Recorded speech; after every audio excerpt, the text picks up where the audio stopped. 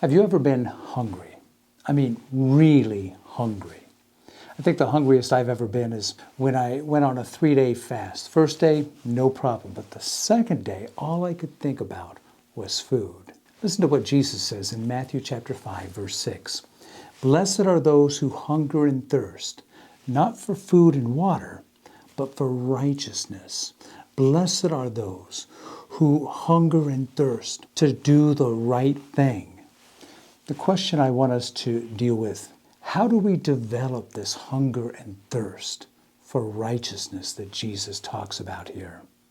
Well, Jesus gives us the answer in verses 3, 4, and 5. In verse 3, he says, Blessed are the poor in spirit. Blessed are those who recognize their spiritual poverty. When I went on that 3-day fast, the second day all I could think about was food because I had been without food. So we develop a hunger and thirst when we recognize that we lack what we want. Like the tax collector that went to the temple and with his head hung low said, Lord, be merciful to me, a sinner. Like Paul who said, I know that in me, that is in my flesh, there dwells no good thing.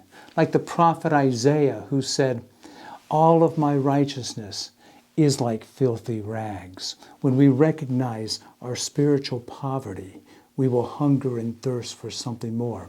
Do you struggle with low self-esteem? Do you struggle with trying to measure up? There's good news for you. Jesus says, the kingdom of heaven is for you. He says, blessed are those who mourn. So when we recognize our spiritual poverty, we mourn our condition. And Jesus says, we will be comforted. Then he says, blessed are the meek.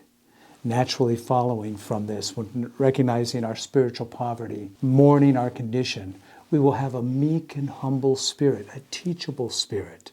And then we will hunger and thirst for something better. And here's the best part of all of this. Jesus says that if you hunger and thirst for his righteousness, you will be filled. Not that you might be filled, you will be filled. The next question that we're going to want to look at is, when we are filled with his righteousness, what will that look like? We'll take a look at that in our next study. Until then, make yourself a great day.